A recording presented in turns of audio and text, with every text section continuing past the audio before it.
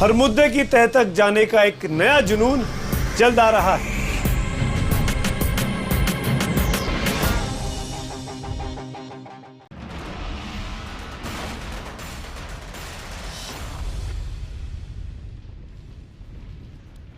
नमस्कार, मैं हूं अमीश देवगन। एक पूर्व फौजी को खुदकुशी करनी पड़ी, ये पूरे देश के लिए दुखद है। लेकिन क्या इस सुसाइड पर सियासत जायज है? सियासत भी ऐसी जो इस फौजी के अंतिम संस्कार तक और इसके बाद भी जारी है। मैं आज सवाल पूछता हूं उन तमाम नेताओं से जो सियासत कर रहे हैं, क्या आप लोगों के पास उरी के शहीदों के घर जाने का वक्त नहीं था? उन्हें मुआवजा देने के लिए आपके पास पैसे नहीं थे, या फिर आपको पता था कि उनके नाम पर वोट बैंक की सियासत नहीं हो सकती, वोट का डमरू नहीं घूम सकता, इसलिए आपको आपके पास उनके लिए कोई वक्त नहीं था? और रहा सवाल ओआरओपी का, तो आज हम वो सारे तथ्य अपने व्यूअर्स यानी आपके समक्ष खोल कर रख देंगे जो ओआरओपी की सियासत को भी ओपन करता है। लेकिन सवाल यह भी है, क्या कुछ नेता वोट बटोरने के लिए पूर्व सैनिकों को उकसा रहे हैं? आज इसी मुद्दे पर होगा आर पार, क्योंकि सैनिकों के नाम पर सियासत की हांडी का जोर इस समय जोरों पर है। और आर पार में आज हम इस सियासत की हांडी को एक्सपोज करेंगे।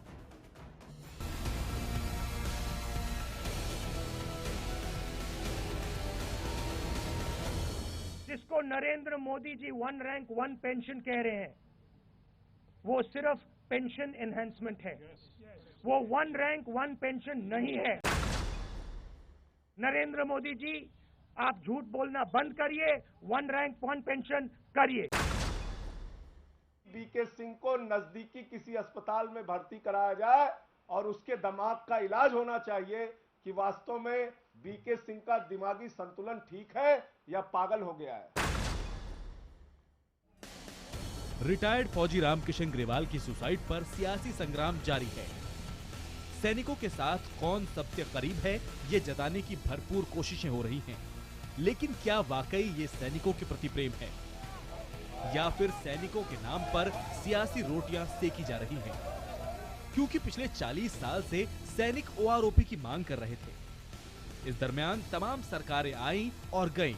हालांकि रामकिशन ग्रेवाल की सुसाइड के मामले में कई सवाल खड़े होते हैं और कटघरे में दिल्ली पुलिस भी है। आखिर राहुल गांधी, अरविंद केजरीवाल या मनीष सिसोदिया अगर रामकिशन ग्रेवाल के परिवार से मिल लेते तो कौन सा पहाड़ टूट जाता? लेकिन सवाल इन सियासतदानों पर भी, सेना से इतना प्रेम है तो ये नेता उड़ी के उन 19 शहीदों से मिलने क्यों नहीं पहुंचे जो देश की सुरक्षा में कुर्बान हो गए? ओआरओपी पर पूरी तरह देश के लोगों को गुमराह करने में लगे हुए हैं राहुल गांधी। जब यूपीए की सरकार थी तब 40 साल तक यूपीए के लोगों ने सेना के लोगों को धोखा देने का काम किया। कांग्रेस और आप का सियासी हमला जारी था और इन सब के बीच बीजेपी के कुछ नेता भी सेल्फ गोल करने से नहीं चूके। कारण ओआरओपी दिखाया जा रहा है, उसकी मानसिक स्थिति क्या थी हमको नहीं पता, किसी को भी पहले उसकी तहकीकात तो होने दीजिए। सियासत अपनी जगह ठीक है, लेकिन ये भी सच है कि मोदी सरकार ने ही ओआरओपी को लागू किया और जो कमियां रह गई थी उन्हें दुरुस्त करने के लिए रेड्डी कमेटी बनाई भी गई थी जो अपनी रिपोर्ट सौंप चुकी है। तो क्या जानबूझकर सैनिकों को भड़काने के लिए सियासत हो रही है? आज इसी मुद्दे पर होगा आर पार। और आर पार के कुछ बड़े सवाल लेकर मैं इस समय खड़ा हूं, क्योंकि आज मैं इस देश की जनता के लिए, उन सैनिकों के लिए यह सवाल जरूर पूछूंगा। सवाल नंबर 1, उरी के शहीदों के घर क्यों नहीं गए राहुल गांधी और अरविंद केजरीवाल? क्या वहां वोट बटोरने का मौका नहीं था?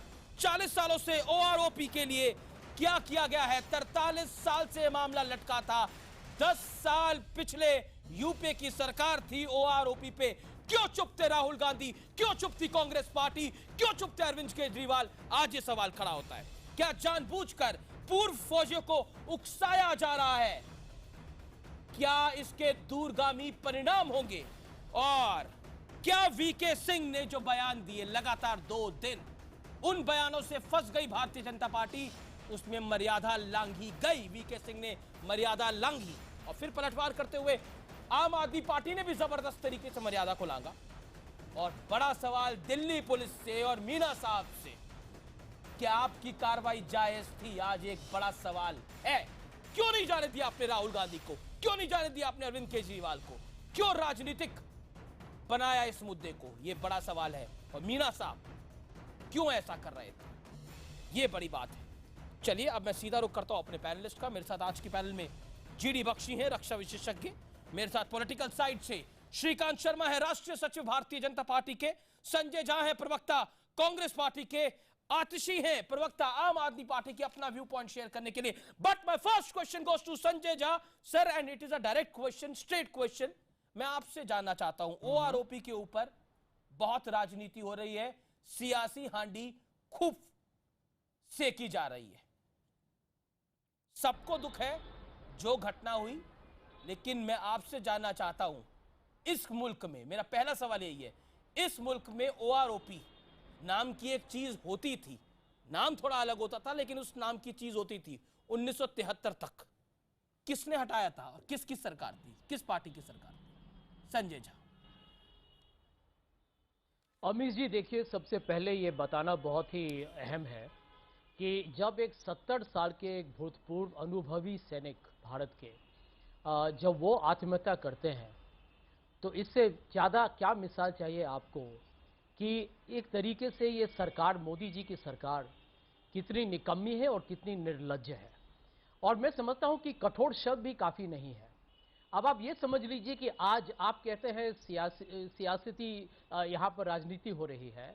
जो लोग अभी जंतर मंतर में विरोध कर रहे हैं, जिन्होंने मोदी जी की सरकार के 1 रैंक 1 पेंशन को अस्वीकार किया है, क्या वो राजनीति कर रहे हैं जी? क्या वो कह रहे हैं कि हम सियासत कर रहे हैं? बिल्कुल गलत।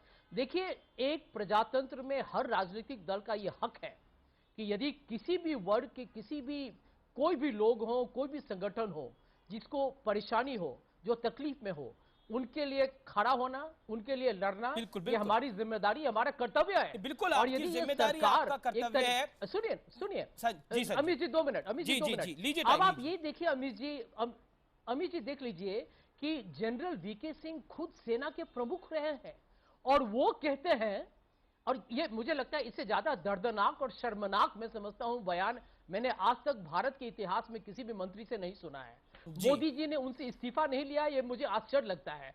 वो खुद सेना के प्रमुख थे और वो कहते हैं कि यहाँ ग्रेवाल जी जो मर चुके हैं, जिन्होंने आत्महत्या की है, वो कहते हैं कि उनका मानसिक हालत पर एक जांच होना चाहिए।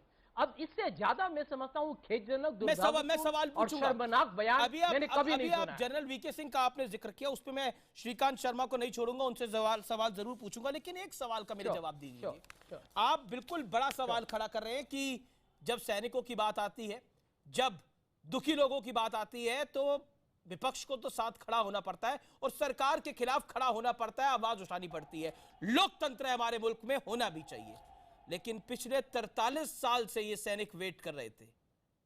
आपकी सरकारें थी, निरंतर आपकी सरकारें थी, पिछले 10 साल में भी आपकी सरकार थी। आपने कमेटी पे कमेटी बनाई और ओआरओपी के नाम पर, आई एम सॉरी टू से संजय झा, ओआरओपी के नाम पर जिसमें 10,000 करोड़ की जरूरत थी, 2014 में आपने 500 करोड़ का लॉलीपॉप दिया। क्या आपको लगता नहीं है राहुल गांधी को तब ख्याल आना चाहिए था ओआरओपी का? और my point number 2, tonight Uri में तो भी 19 जवान शहीद हुए। ये तो रिटायर्ड थे, इन्होंने सुसाइड कर लिया, बहुत दुखद है। उरी में 19 जवान शहीद हुए। उन 19 जवानों के फ्यूनरल में से एक पर भी अगर राहुल गांधी गए हैं तो बताइए, क्योंकि वहां पे वोट का डमरू नहीं बज रहा था, इसलिए वहां राहुल गांधी नहीं गए। That's my straight question to you. दोनों पॉइंट्स का आंसर करिए Sanjay Jha, point wise point. Amir ji, आज आपने बहुत महत्वपूर्ण मुद्दे उठाए, मैं इसका जवाब दे देता हूं, संक्षेप में दूंगा, ज्यादा वक्त नहीं लूंगा जी। ये बात सही है, मैं आपके साथ इस बात पर बिल्कुल इत्तेफाक रखता हूं कि सैनिकों के लिए और भी करना चाहिए था। हर सरकार जिसकी जिम्मेदारी थी, जिनका दायित्व था, पहले होनी चाहिए थी, इसमें कोई दो राय नहीं हो सकता है।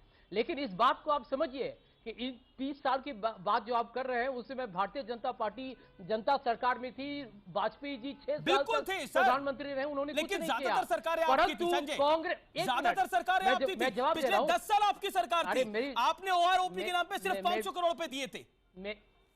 मेरे जवाब तो जी सुनिए, संजय, मेरे जवाब तो सुनिए, बहुत ही सरल है अमित जी, और बहुत देखिए एक अहम चर्चा हो रहा है, इसलिए मैं गंभीरता से आपका जवाब दे रहा हूं कि अंत में सच्चाई क्या है, हकीकत क्या है, कि हमने जो आप जब समझते हैं कि एक तरीके से 1 रैंक 1 पेंशन का फरवरी 2014 में ऐलान हमारी पार्टी ने की थी, यूपीए ने किया था, और कोश्यारी कमेटी की रिपोर्ट 2011 में हमारे सरकार के अंदर आई थी, जिसको हमने कहा कि उसकी पूरी तरीके से एक मिनट वो पूरी तरीके से लागू होगी। प्रधानमंत्री एक मिनट ओआरओपी लागू नहीं किया था, ये फैक्चुअली इनकरेक्ट है। नहीं, ये करेक्ट इनकरेक्ट नहीं है, ये पार्लियामेंट में इस पर अप्रूवल हुआ था और इसका फरवरी 2014 में इसकी नोटिफिकेशन हुई थी, हमने इसका ऐलान किया था। देखिए एक बात मैं आपको बताऊंगा, मोदी जी ने 2013 में एक चुनाव में रेवाड़ी में चुनाव अभियान के बीच में कहा था, और उन्होंने भारत के लोगों से झूठ कहा जब उन्होंने कहा कि हम 1 रैंक 1 पेंशन को हम उसी तरीके से लागू करेंगे जिस तरह से कोश्यारी कमेटी ने सिफारिश की है। मोदी जी ने भारत के सैनिकों के साथ झूठ क्यों बोला? झूठ, उसका जवाब भारतीय जनता पार्टी को देना पड़ेगा।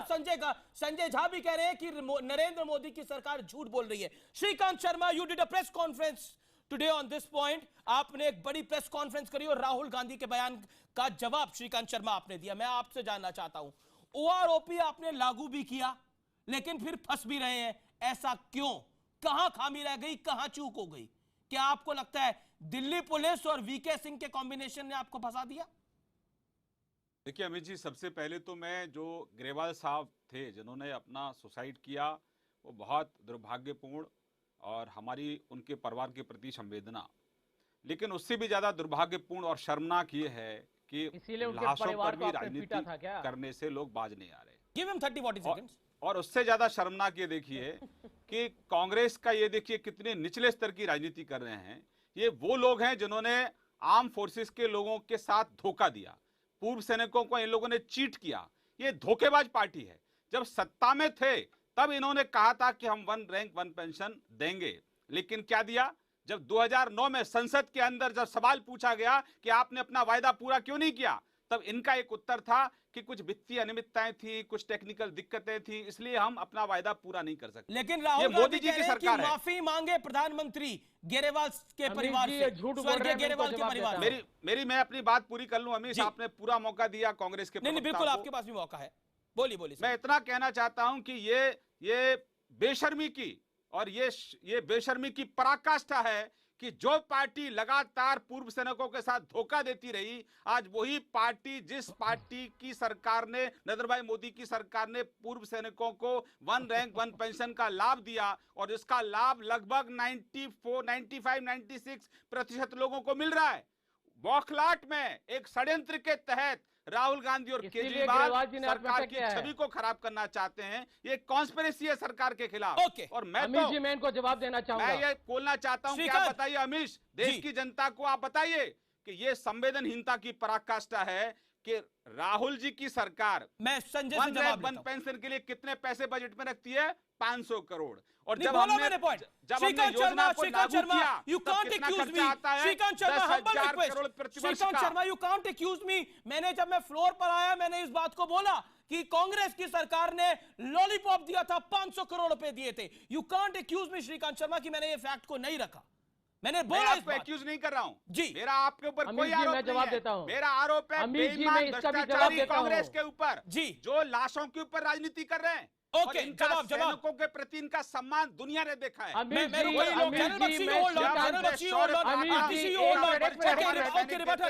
राहुल गांधी श्रीकांत जी सुनिए, श्रीकांत जी चिल्लाइए। मैं बताता हूं, ये सरकार एक बिल्कुल एक बुज़दिल सरकार है, बेईमान सरकार है, और मोदी जी की सरकार ने हमारे सैनिकों के साथ विश्वासघात किया है। और मैं इसका सबूत देता हूं आपको।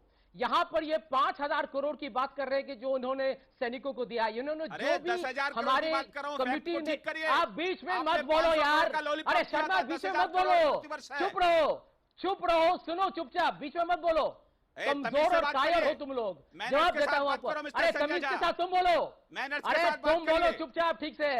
अरे आप लोगों ने सेना को तौहीन किया है। मेरा आग्रह है आपसे। You tell him to keep quiet and not interrupt me. आप भी शब्दों की मर्यादा रखिए। श्रीकांत आप भी शब्दों की मर्यादा रखिए, एक-एक करके बोलिए। हाँ, तो उनको रोकिए।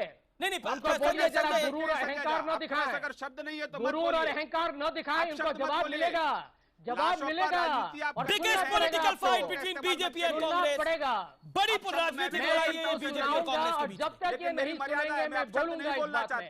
अमित जी मैं एक बात बताता हूँ आपको। मेरे शब्दकोश में श्रीकांत 30 सेकंड श्रीकांत मेरी गुजारिश है। Shrikant as a host I request you give him 30 second then you rebut Shrikant give him 30 second. बिल्कुल शब्दों के तार्किक बहस करिए। बिल्कुल संजय अरे हो गया आपका प्रवचन बंद कीजिए। 30 second Sanjay you made your point. No more comments. Okay ठीक है अमित जी, मैं ये कहना चाहूंगा ये 500 करोड़ का जो बेबुनियादी एक चर्चा हो रहा है ये बिल्कुल गलत है। चिदम्बरम जी हमारे वित्त मंत्री ने साफ तरीके से कहा था कि उस समय अनुमान लगा रहा था कि कितना इसके लिए बजट तैयार होना चाहिए। तो 500 तो एक इंटरिम अमाउंट था और चिदम्बरम जी ने कहा था कि जब यदि हमारी सरकार जीती तो 1 रैंक 1 पेंशन में जितने भी पैसों की जरूरत होती हमारी सरकार okay Sanjay you made your point. और यही सरकार है और यही सरकार है जिन्होंने G D Bakshi and Atish G D Bakshi I know you have little patience with you but hold on. Okay मैं रुक करता हूं श्रीकांत का। श्रीकांत मैं आपसे जवाब चाहता हूं। मैं 30 सेकंड में जवाब चाहता हूं तो संजय झा ने आरोप लगाया आपके ऊपर। 30 सेकंड में उसका जवाब प्लीज रिक्वेस्ट। मैं अमित जी आपको इतना आग्रह करना चाहता हूं कि कांग्रेस के लोगों ने हमेशा से आर्म फोर्सेस के लोगों का मनोबल गिराया है। ये वही राहुल गांधी हैं जिन्होंने हमारे सेना के जवान एलओसी के उस पार जाकर फायदा उठा रहे हो आप। क्या है संजय निरुपम ने कहा कि आप सबूत दीजिए अपने शौर्य पराक्रम का। राहुल गांधी ने उनकी बात का समर्थन किया। ये वही लोग हैं जो बाटला एनकाउंटर में शहीद मोहनचंद शर्मा की शहादत पर सवाल खड़े करते हैं। इनको सिंपैथी कब से होगी सैनिकों के साथ? अरे ये तो बेशरम और बेईमान पार्टी है भारतीय जनता पार्टी। मैं रुक करता हूं। ओआरओपी की सच्चाई आज जानेंगे। ओआरओपी की सच्चाई जानेंगे। मैं जनरल जीडी बख्शी का रुक करता हूं। Major general retired G D Bakshi, not a politician. ये राजनीतिज्ञ नहीं है, ये सेना के पूर्व सैनिक हैं। मैं रुक करता हूं उनका और उनसे जानने की कोशिश करता हूं। मैं जीडी बख्शी आपसे जानना चाहता हूं आज इस मंच के ऊपर ओआरओपी की सच्चाई क्या है और उसके साथ साथ क्या आपको लगता है गेरेवाल साहब के साथ, स्वर्गीय गेरेवाल साहब के साथ तो अनफेयर हुआ, लेकिन सेना के साथ अनफेयर कर रही है यह सरकार जो राहुल गांधी का आरोप है? जवाब जनरल बख्शी। देखिए इसको परिप्रेक्ष्य में समझना जरूरी है। 1971 में हमने बड़ी जंग जीती। 1973 में थर्ड पे कमीशन हुई थी। थर्ड पे कमीशन में तब तक हमारी अलग पे कमीशन होती थी सेना की, क्योंकि कोई कंपैरिजन नहीं है सेना का और बाबुओं का। ठीक है, फिर भी हमको बाबुओं ने बोला कि आप जो है इकट्ठी पे कमीशन करिए, हमको आता है पे कमीशन में अपना हक दिलवाना आपको, हम आपको हक दिलवाएंगे। हमको साहब उस वक्त जो हमारे जवान हैं जो 35 से 37 साल की आयु में रिटायर कर दिए जाते हैं अंग्रेजों के जमाने से, उनको 70% लास्ट पे ड्रॉन पेंशन के तौर में दी जा रही थी। ये नौकरशाहों ने और उस वक्त के पॉलिटिशियन ने साहब जो किया, उन्होंने जवानों की पे घटाकर 50% कर दी। नौकरशाहों को मिलती थी 35% पे लास्ट पे ड्रॉन एज पेंशन, वो बढ़ाकर 50% कर दी। अपने आप को सैनिकों के बिल्कुल बराबर ले आए। सैनिकों की पे काट के वो भी हमारे जवानों की जो सबसे यंग एज पे रिटायर होते हैं। हमारे अफसर तो फिर भी 58 की एज पे रिटायर होते हैं। ये हमारे जवान जो 35 और 37 पे रिटायर हो रहे हैं, अमित शाह आप बताइए वो कैसे अपने बच्चों को पढ़ाएगा, वो कैसे अपने बच्चों की ब्याह शादी करेगा, कैसे सेटल करेगा, कैसे घर बनाएगा? तभी हमारे सैनिक 43 साल से रो रहे। 43 साल। अब आपका पॉइंट क्या है? 20 सेकंड में पॉइंट बताइए जनरल बख्शी। वो रो लेकिन इस समय अरविंद केजरीवाल और राहुल गांधी कह रहे हैं कि मोदी सरकार झूठ बोल रही है। क्या आपको भी लग रहा है सरकार झूठ बोल रही है? झूठ बोले या सच बोले, हकीकत ये है कि इन्होंने कम से कम 12 करोड़ रुपए तो दिए हैं अभी उसमें से 5,000 करोड़ से ज्यादा जो है वितरण हो चुका है। बाकी पे जो झंझट है, मुझे उम्मीद है कि वो अब सॉर्ट आउट हो जाना चाहिए रेड्डी कमीशन के साथ। लेकिन वो लोग जिन्होंने 43 साल कुछ नहीं किया, वो आज हमारे हितैषी बन रहे हैं। बड़ी अच्छी बात। Okay, your point taken, your point taken की बात है। Okay, your point taken. एक मिनट जी सर, मेरे को आतिशी के पास जाना है सर, मेरी गुजारिश है सर। मैं आपके पास वापस आऊंगा। मुझे खत्म करने दीजिए ना। 20 सेकंड। तो हमने सुना है आधा टाइम। 20 सेकंड। मैं कहना ये चाहता हूं कि एक सैनिक के तौर से मैं सब पार्टियों को बोल रहा हूं, ये टाइम आपने जो चुना है ये मुद्दा उठाने के लिए बिल्कुल गलत है। हमारी बॉर्डर्स पे गोलाबारी हो रही है। आप ऐसे टाइम पे सेना के मनोबल पे वार नहीं कर सकते। ओके, आतिशी का रिप्लाई रहे हैं। जी सर, मुझे रोकना पड़ेगा, टाइम लिमिट है, टाइम लिमिट का ध्यान देना पड़ेगा। General Bakshi, you made your point. Atishi, मैं आपका रुख करना चाहता हूं। वेरी गुड कि आम आदमी पार्टी ने अरविंद केजरीवाल को ऐसा लगा कि पूर्व सैनिक है, उन्होंने आत्महत्या कर ली, वो उनको देखने के लिए गए। दिल्ली पुलिस का घोर अन्याय जो उनको नहीं जाने दिया, इसमें कोई दो राय की बात नहीं है। लेकिन मैं ये जानना चाहता हूं, उरी में 19 जवान शहीद हुए थे, उनके फ्यूनरल पे गए थे अरविंद केजरीवाल साहब, या फिर मनीष सिसोदिया या फिर संजय सिंह? अगर मेरे पास हो सकता है जानकारी ना हो, अगर आपके पास जानकारी है तो जरूर दीजिए। पॉइंट नंबर 2, आतिशी, 1 करोड़ का ऐलान करा आपने, जो सैनिक रिटायर हो चुका था, जिसने सुसाइड करा, उसके लिए 1 करोड़ रुपए का ऐलान करा। जो दिल्ली में भी नहीं रहता था, भिवानी में रहता था, उसके लिए आपने 1 करोड़ का ऐलान करा। अच्छा है, वो दिल्ली के मुख्यमंत्री हैं, उनको ख्याल है। लेकिन मैं ये जानना चाहता हूं, और भी बड़े सारे सैनिक शहीद हुए हैं बॉर्डर पर, बीएसएफ के जवान शहीद हुए हैं, सेना के जवान शहीद हुए हैं, उनके लिए भी कोई ऐलान करने का प्लान है, या फिर उसमें राजनीति नहीं थी, उसमें वोट नहीं था, इसलिए आपने नहीं किया? और आप राजनीतिक रोटियां सेक रहे हैं। राहुल गांधी भिवानी गए, इसलिए आपको भी भिवानी जाना है। क्या आपको लगता है यार आतिशी? और जो बात जनरल बख्शी ने बोली, गलत टाइम है ये चुनने का। देखिए अमीश, सबसे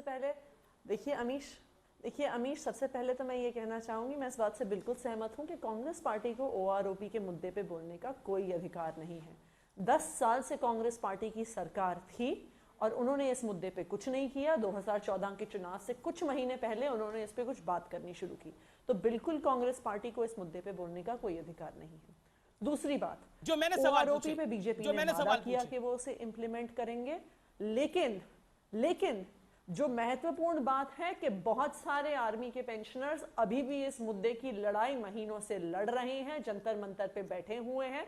वो लड़ाई कोई राजनीतिक दल नहीं लड़ रहा था, वो लड़ाई वहीं पर आर्मी के लोग लड़ रहे थे, वो वहां पे अब इतने दिनों से बैठे हुए हैं।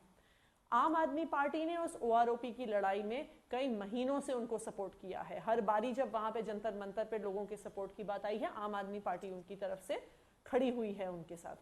तीसरी बात, श्रीकांत शर्मा जी बात करते हैं कि आप सेना का सम्मान करते हैं। नहीं, मैंने तो आपसे एक सवाल पूछा था, मैंने तो आपसे एक ही सवाल पूछा था, उसका जवाब नहीं मिला मुझे। 1 करोड़ रुपए के मुआवजे की घोषणा और कौन से सैनिक के लिए आपने करी है जो सीमा पर शहीद हुए? बिल्कुल अमीश, पर जी आतिशी, हाँ मैं उस सवाल पे आ रही हूँ। लेकिन श्रीकांत शर्मा जी को ये पता होना चाहिए कि सेना के सम्मान की बात आज के बाद बीजेपी नहीं कर सकती है, क्योंकि ओआरओपी तो आपने इंप्लीमेंट नहीं किया, 1 रैंक 1 पेंशन अभी भी नहीं है, क्योंकि जिस तरह की विसंगतियां हैं वो for all practical purposes 1 rank multiple pension है। लेकिन उससे भी बदतर कि एक सेना का व्यक्ति अपनी जान दे चुका है और उसी के दिन आप उसके परिवार वालों को करने से बच रही हैं। आप जो 19 जवान शहीद हुए उन पर क्यों नहीं ध्यान दे रही है? वो एक सेना का व्यक्ति जो रिटायर था, उसका सुसाइड दुखद था, वहां पे राजनीतिक रोटियां हैं, इसलिए आम आदमी पार्टी को वो पसंद है। आज श्रीकांत शर्मा, जीडी बख्शी, संजय झा और आतिशी मेरे साथ बने हुए हैं। मेरा निवेदन है, इस दौर में मेरे पास समय कम है तो 40-40 सेकंड से हम लोग बोले। मैं श्रीकांत शर्मा पहले आपसे शुरू करना चाहता हूं, क्या आपको लगता है कि आपकी ओर से या फिर दिल्ली पुलिस की ओर से ये पूरा मामला बुरी तरह से मिसमैनेज हुआ और उसके ऊपर आग में घी डाला आपके एक मंत्री के बयान ने? क्या आपको लगता नहीं है वीके सिंह के बयान ने आग में घी डाला और राहुल गांधी अब कह रहे हैं कि माफी मांगनी चाहिए प्रधानमंत्री को? देखिए अमीश, पुलिस ने जो किया, पुलिस ने अपनी तरफ से स्पष्ट कर दिया है कि जो हॉस्पिटल होता है वहाँ बहुत सारे मरीज हैं और वो कोई वहाँ पर नारेबाजी का अड्डा नहीं है। नारेबाजी करनी है, प्रोटेस्ट करना है तो उसके लिए जंतर मंतर है, उसके लिए हॉस्पिटल पर आप नारेबाजी नहीं कर सकते। नंबर एक। नंबर दो, एक एक करके जा सकते थे। आपने ग्रेवाल साहब के परिवार को जेल में डाल दिया। अमीश, मैं अपनी बात पूरी कर लूं। जी जी, मैं जो कांग्रेस की प्रवक्ता है इन पर मैं कोई कमेंट नहीं करना चाहता। इन्होंने जो कहा है, मैं केजरीवाल जी से ये पूछना चाहता हूं कि केजरीवाल जी, दुनिया की सभी दिक्कतों का समाधान आपके पास है, लेकिन जो आपके विधायक हैं जो दुराचारी हैं, व्यभिचारी हैं, अपराधी हैं, भ्रष्टाचारी हैं, और व्यभिचार की, दुराचार की पराकाष्ठा ये है कि एक आम आदमी कार्यकर्ता का ये यौन शोषण इनके लोग करते हैं, जो कार्यकर्ता है आप पार्टी की। और वो जब केजरीवाल के पास शिकायत लेकर पहुंचती है तो केजरीवाल साहब कहते हैं एडजस्टमेंट कर लो। आप ये क्या और उसके बाद कर रहे हैं? सुन लीजिए, पहले सुन लीजिए मैडम, सुन लीजिए, सच है और सच कड़वा होता है और अंततोगत्ता उस महिला आत्महत्या कर लेती है। केजरीवाल साहब कितना मुआवजा दिया, कितनी बार गए उनके घर? सरकार के अंडर ये लाशों पर राजनीति करने वाले लोग हैं अमीश देवगन, ये लाशों पर राजनीति कर रहे हैं। और जो आज कनाट प्लेस में हो रहा है वो कंपटीशन है, प्रतिस्पर्धा है कि कौन अच्छी एक्टिंग कर सकता है। राहुल जी कर सकते हैं कि केजरीवाल जी कर सकते हैं? जवाब राहुल जी को हम इतना कहना चाहते हैं कि राहुल जी, कांग्रेस डूबता हुआ जहाज है, उसको बचाने के लिए लाशों पर राजनीति मत करिए। Okay Sanjay okay Shrikant hold on, you made your point. स्पर्धा करिए हमारे साथ। Okay Shrikant, you made your point. स्पर्धा करिए। Sanjay Jha your reply. Amish ji sir, मैं आपको मौका दे रहा हूं। भारतीय जनता पार्टी का बनावटी और पाखंडी राजनीति का मैं खुलासा करना चाहूंगा। बिल्कुल। सर्जिकल स्ट्राइक पर जब हमारे सैनिक हौसला के साथ लड़ते हैं, हमारे सैनिक अपने जान की कुर्बानी करते हैं, बलिदान होते हैं, उस समय इस मोदी सरकार ने, बेईमान सरकार ने, उनकी डिसेबिलिटी पेंशन को कम कर दी। अब आप सोच लीजिए इससे घटिया और घिनौनी और क्या हो सकता है। बीच में मत टोकिए। दूसरी बात बोलना बंद करिए, पहले यही कहना चाहेंगे अमीश जी, चुप सरकार रहिए, का आप कोई बीच ऐसा में मत फैसला नहीं है। टोकिए, मत टोकिए, इस प्लेटफॉर्म पर झूठ बोलने का किसी को अधिकार नहीं है, जनता को गुमराह करने का किसी को अधिकार नहीं है। श्रीकांत को 20 सेकंड दीजिए और 20 सेकंड हमारी गलती है बताइए अमीश जी। और इनका जो सोच है, हमारा नारा था जय जवान जय किसान, बिल्कुल इनका नारा है आत्महत्या करे किसान और खुदकुशी करे जवान, यही इनका नारा है। इतने बेशर्म हो चुके हैं आप लोग। मैं मौका दूंगा, लेकिन इसी बीच और भारत के लोग ये पूछेंगे आपसे एक सवाल जो कि मैं इस समय खड़ा कर रहा हूं। मैं संजय झा आपके पास आऊंगा। आतंकवादियों की मौत पर पूरी रात रोते हैं वो कहते हैं बेशर्म। अरे बेईमानों, पूरा देश लूट लिया, आप लोग बेईमान कह रहे हो। निर्लज्ज और निकम्मा हमने कभी नहीं देखा। शब्दों का ठीक इस्तेमाल करिए। मैं मानता हूं कि आपका मानसिक दिवालियापन है राहुल गांधी का, कि उनके पास अपने प्रवक्ताओं को देने के लिए शब्द भी नहीं है। ये तो निचले स्तर की राजनीति पर उतार लो। आप लोगों को तो चुल्लू और पानी में डूब के मर जाना चाहिए। अरे चुनौती शब्दों के साथ करिए ना बहस। उनको बताइए जरा जवान साफ करे। इतना भ्रष्टाचार, जी बड़ा घटिया बयान है संतुलन भी खराब मैं हो गया। रुक करता हूं। खाता है वैसा मन होता बोले है। फौजी तो भ्रष्टाचार तो हम कहते हैं आप पॉलिटिकल कांग्रेस की भ्रष्ट हो चुकी है। बातचीत कर लीजिए। General Bakshi okay, let army man come in. Okay Shrikant, let army man come in now. मैं जनरल बख्शी आपसे जानना चाहता हूं, क्योंकि आप इस डिबेट के अंदर किसी पॉलिटिकल पार्टी से नहीं है। क्या आपको लगता है, आपकी नजर के अंदर राजनीति कौन कर रहा है इस विषय के ऊपर? बहुत स्पष्ट शब्दों में आप अपनी बात रखेगा और 40 सेकंड का समय सर आपके पास है। बहुत स्पष्ट शब्दों में मैं तीनों पॉलिटिकल पार्टीज को बताना चाहता हूं, प्लीज आप नौकरशाहों को हमारे गले से उतारिए। ये नौकरशाहों ने ही इतना सारा जो रेजिस्टेंस है वो दिया था ओआरओपी को, और नौकरशाह ही आज के दिन भी डिसेबिलिटी पेंशन, 7th पे कमीशन की एनामलीज और जो रैंक्स का इक्विवेलेंट है, ऐसे मुद्दे उठाकर वो बेवजह फौज को तंग कर रहे हैं। जी। तो ये जो पॉइंट है, ये प्लीज आप तीनों पार्टियां आप एक सवाल का जवाब मुझे 10 सेकंड में दीजिए। नौकरशाहों पे अंकुश लगाइए, वो ऑलमोस्ट वॉर। एक सवाल का जवाब मुझे 10 सेकंड में दीजिए। नरेंद्र मोदी ने ओआरओपी लागू नहीं किया, ये अरविंद केजरीवाल बोल रहे हैं, ये राहुल गांधी बोल रहे हैं।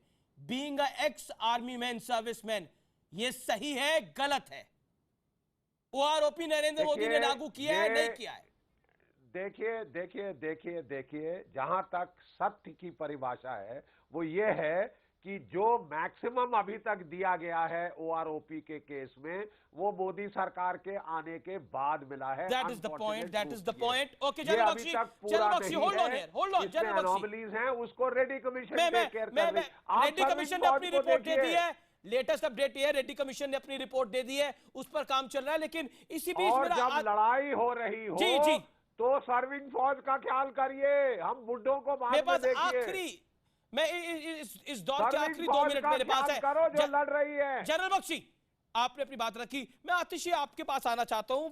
बीजेपी तो कई सारे आप पे आरोप लगा रही थी, उन आरोपों पे मैं नहीं आता। बात हो जाएगी। मैं आतिशी आपसे जानना चाहता हूं, क्या आपको लगता है, आपकी नजर से, मैं दोबारा आपसे वही सवाल पूछ रहा हूं क्योंकि आप उसका जवाब नहीं दे रही, उरी में जो जवान शहीद हुए, बॉर्डर पे जो बीएसएफ के जवान शहीद हो रहे हैं, उनके लिए आपके पास टाइम नहीं है, उनके लिए आपके पास पैसे नहीं है।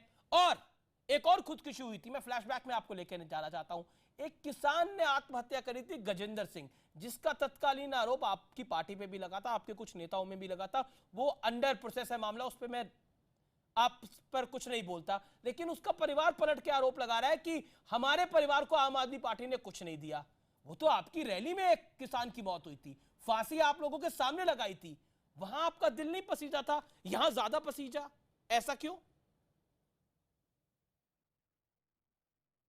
देखिए अमीश, सबसे पहले मैं आपको बताना चाहूंगी मेरे सवाल कि हम वहां पे दिल्ली के अरविंद केजरीवाल और मनीष सिसोदिया दिल्ली के मुख्यमंत्री और उप मुख्यमंत्री होने के नाते गए थे, क्योंकि दिल्ली में जहां पे आम आदमी पार्टी की मैडम वो तो गलत हुआ। मैं तो ये बात डंके की चोट पर बोल रहा हूं, गलत हुआ, देश वो भर नहीं में, होना चाहिए था उनके साथ। लेकिन मेरे सवाल का तो जवाब दीजिए, गजेंद्र सिंह की आत्महत्या के बाद क्यों नहीं दिए गए उसके परिवार को पैसे? वो परिवार क्यों आरोप लगा रहा है?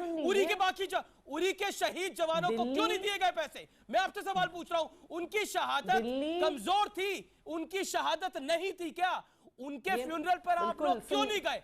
आप राजनीति नहीं कर रहे, ऐसा क्यों ना समझा? अमीश सुन भी लीजिए। जी आतिशी जी बताइए। मैडम अमीश, क्योंकि ये घटना दिल्ली में घटी थी, ये घटना दिल्ली के बाहर नहीं घटी थी, पूरे देश भर में बहुत सारी समस्याएं हो रही हैं और हम चाहते हैं कि हम एक दिन केंद्र सरकार में आए और उन्हें सुलझाएं, पर अभी हम दिल्ली में सरकार में हैं। ये घटना दिल्ली में घटी थी, इसलिए दिल्ली के उप मुख्यमंत्री और मुख्यमंत्री, पहली बात। दूसरी बात, जब गजेंद्र जी की घटना घटी थी, हमारी सरकार नहीं थी, हमने अपनी पार्टी की तरफ से 10 लाख रुपए उनके परिवार को दिए थे। वो सरकार का मुआवजा